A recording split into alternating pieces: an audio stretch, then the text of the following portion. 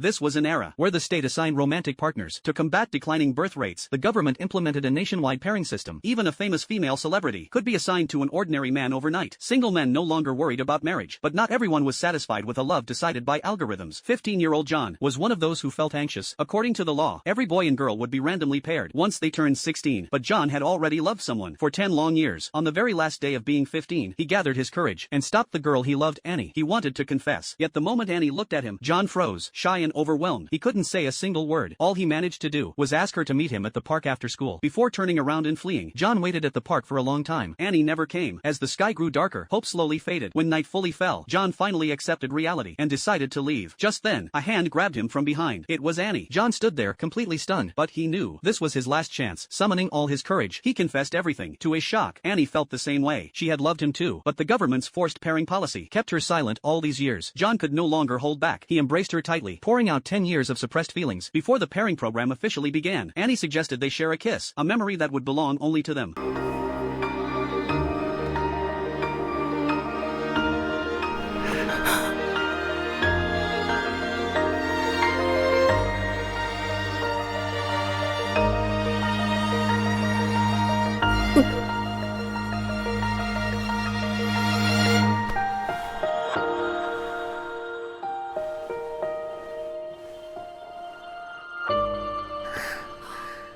Then the clock struck midnight. Government officials arrived immediately and handed John his pairing notice. His hands trembled as he opened the envelope. As expected, it wasn't Annie. Instead, he had been matched with a stunning, wealthy girl. Annie then revealed the truth. She hadn't planned on showing up at all. She wanted John to treat that night as a beautiful memory, not something that would trap him in regret. She only asked one thing: don't forget her.